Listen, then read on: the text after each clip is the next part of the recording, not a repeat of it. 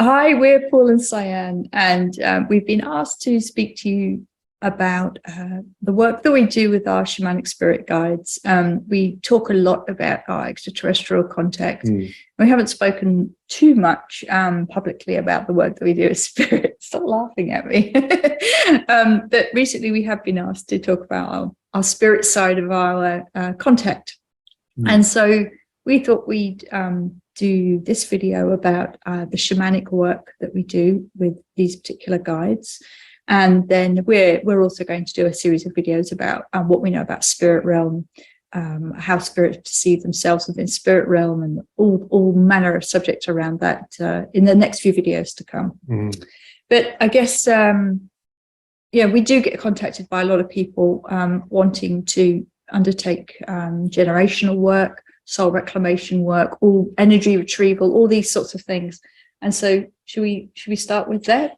We could start with that. Yeah, I reckon we should. If you can explain maybe what generational reclamation of energy, what all these terms mean, and what we do. Generationally, all of us have linkages and energy connections back to our ancestors, and so when we are then created in the procreation process, a lot of the residual linkages from the past also combined to now present themselves within our life structures as well. It's not karma. It's not called that. I think that's really important. And that's important to understand that. Yeah. We can bring with us very powerful signs and symbols. We can bring with us to ourselves information from past lives that we may have lived 1,000 years ago on the same generational line. We may be being contacted by spirits that lived many, many lives ago, and they are now wanting to work as our guides and become a very important part of who we are. Often we leave parts of ourselves along our life's journey, and sometimes they're known as fragments. Some people may say that they do shadow work to try to retrieve those fragments that we leave of ourselves. Other times, if you notice, sometimes you might be worrying about something from the past. What it's doing is it's anchored in that now point. And the mind has no capacity to understand the passing of time. And so that now point feels as though it's happening right now. And so we can reclaim those energies. We can not block, but bring forward resolution from those points in that now, on that timeline of your generational timeline, to help you to resolve and grow into what's going on your generational line. Grow beyond and past and moving forwards. I guess that comes into, blockages, how people perceive blockages, what blockages actually are. It's not quite often what we think it is. I'm sure you've heard of the dark night of the soul. Oh, yeah. And quite often people that are going to move into shamanic type healing processes may go through either 3 or 7 years of very, very strong change.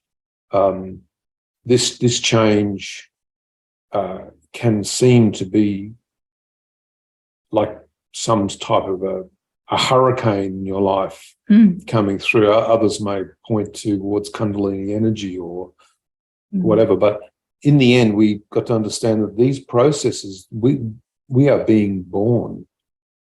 These processes are causing us to become something that we were not previously.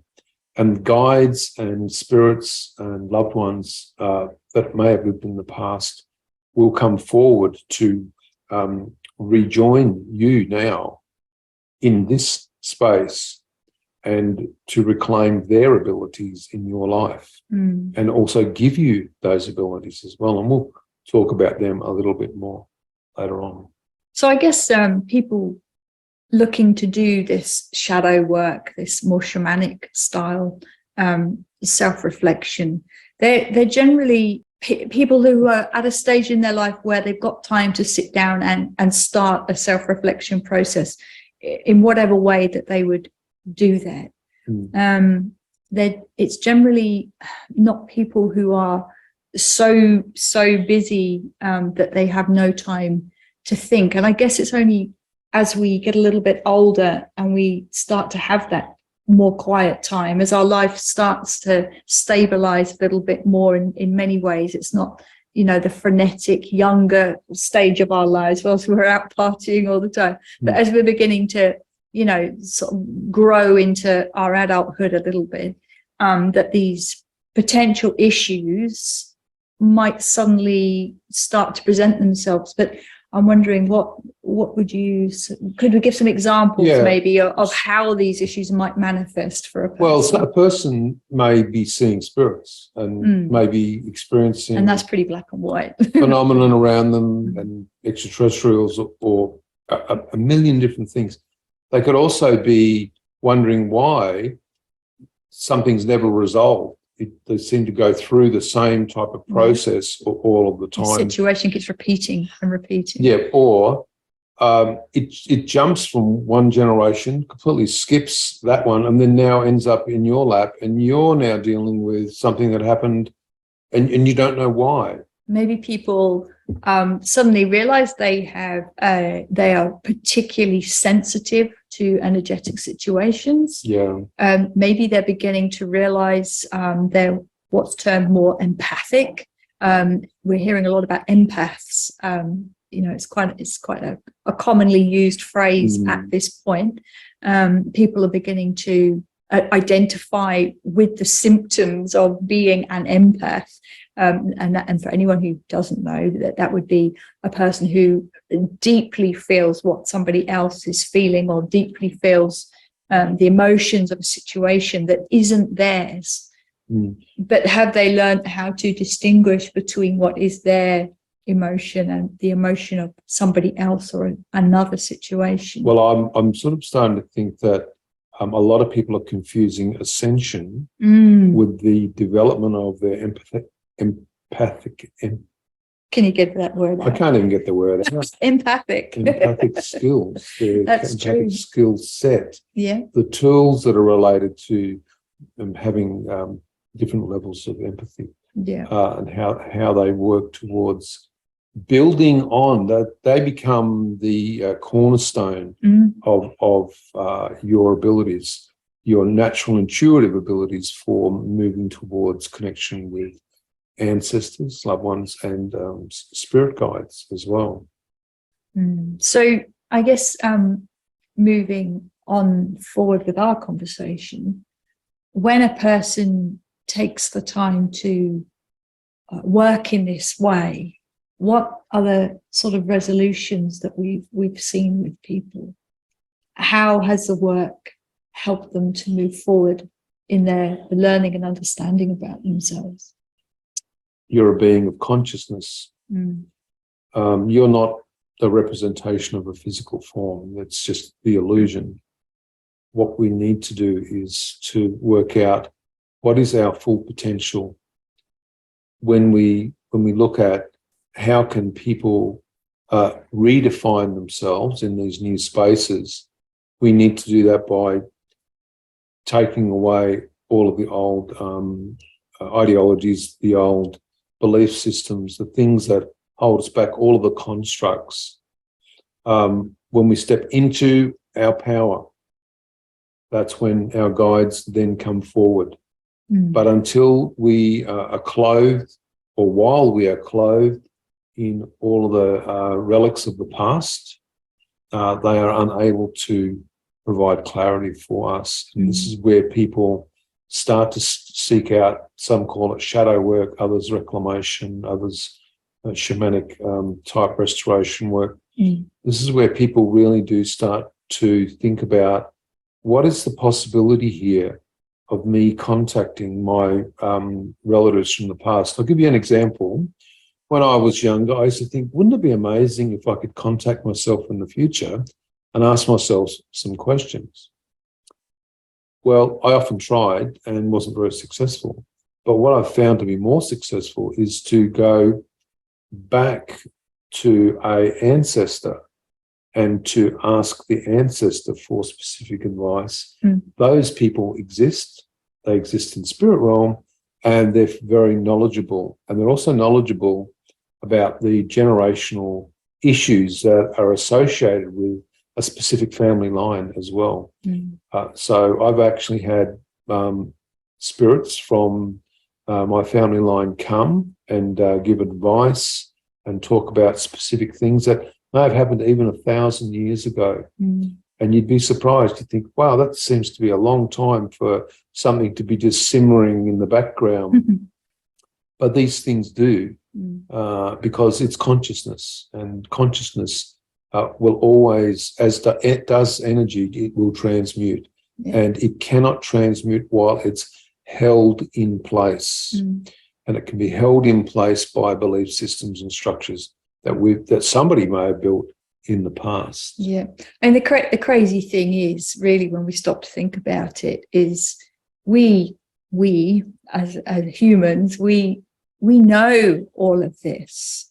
We know about this relationship we have with our ancestors. We know about generational issues that the westernized portion of humanity has just forgotten.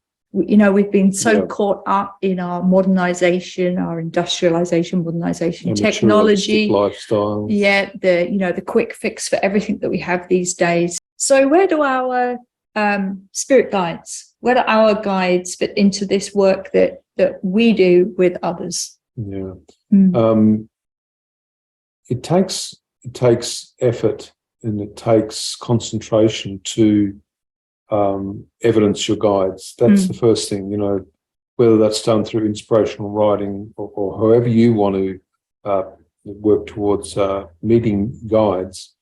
We've spent a lot of time evidencing our guides, and they're able to energetically move mountains, I guess, if that's one word for it. Guides are able to talk to other guides.